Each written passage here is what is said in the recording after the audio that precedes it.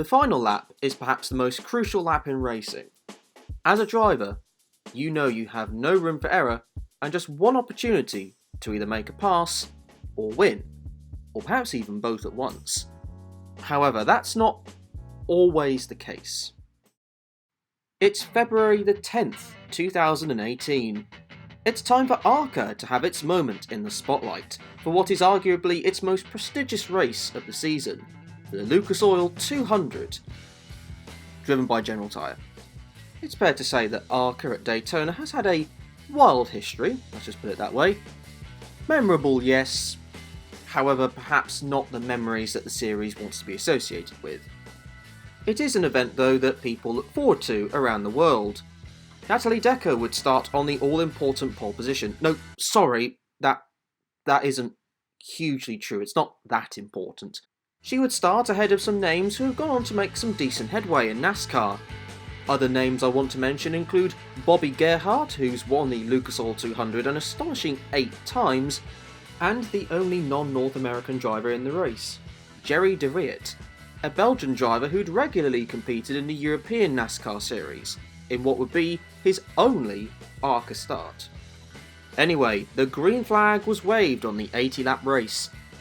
Zane Smith would pass Decker for the lead, with the top lane developing more speed than Natalie's lane had on the low side.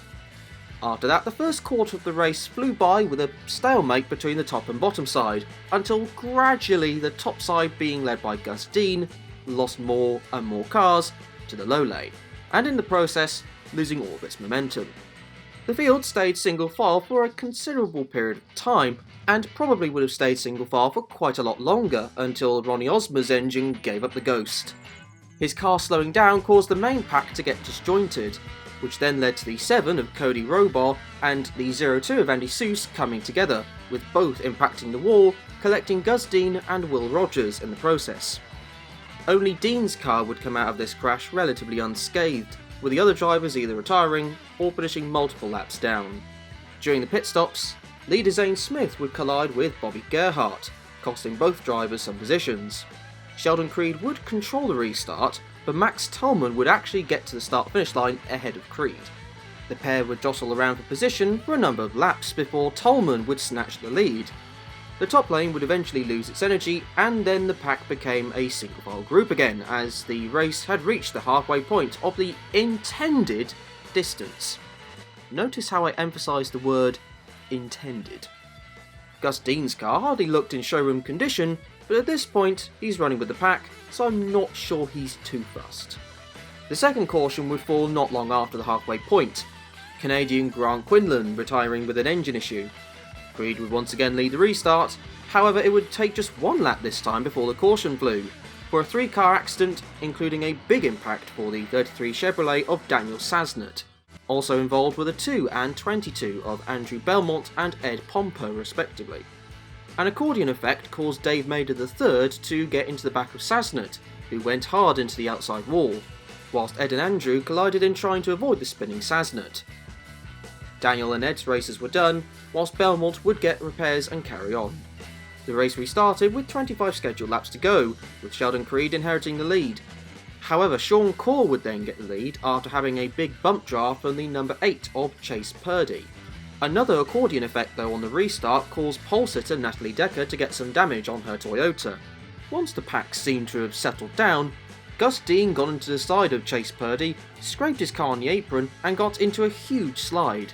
Somehow though, Gus saved it, and nobody else collected him, meaning the race stayed green, until Dean was in the middle of a sandwich around half a lap later, which created a crash involving the 98 of Quinn Houff, the 77 of Bo Lamastus, and the 57 of Brian Dozert. All 3 cars would retire from the race, whilst Gus Dean and his increasingly battered Chevrolet soldiered on. Sean Corr would lead the restart with 9 laps to go. Sheldon Creed would get a push though that would put him ahead of Sean. The top lane would quickly lose momentum and the pack would become single file again. Despite that though, the caution would still fly for Tony Morakovic stalled on the apron in between turn 3 and 4. That then set up what would be a 4-lap shootout, with the restart controlled by Sheldon Creed. Creed would hold the lead, but this time the top lane being led by Sean Corr would not lose momentum. Leilani Munter then skidded through the grass on the entry to turn 3, but the caution wouldn't come out. As the field though took the white flag, Creed appeared in total command. I mean, he wasn't, because you never are in this kind of racing. As the top lane built up a huge run down the backstretch, the 23 of Brett Holmes would get a big push from Gus Dean, which turned Holmes around in the middle of the pack, causing Brett to tip onto his side and Gus Dean finally running out of luck. They collected the 66 of Mark Thompson, the 63 of Dave Mader III, who pile-drived into the side of long-time leader Zane Smith. All the drivers would escape out of this crash unscathed. However, the leader at the time of caution was Sheldon Creed, so with this being the final lap, this meant that he was the winner when he next crossed the start-finish line, right? Well, no. You see, the rules in ARCA stated that the race must finish under green to be declared a race, even if they were on the final lap. The race was red flagged, and was red flagged for around 15 minutes before the yellow flag was displayed once again, setting the field off under caution. However, it would take a fair bit of time before the field would attempt to finish the race again as the speedy dry was being cleared up.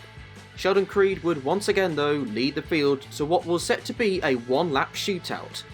In other words, the final lap. The pack then separated with a small bunch of 5 battling for victory at Daytona. Who out of Creed, Core, Purdy, Travis Braden and Michael Self would take home a trophy to put on their mantelpiece? The answer is none of them for now, as Purdy drifted high up the track, colliding with Core, who hit Creed, with Braden collected in a big crash.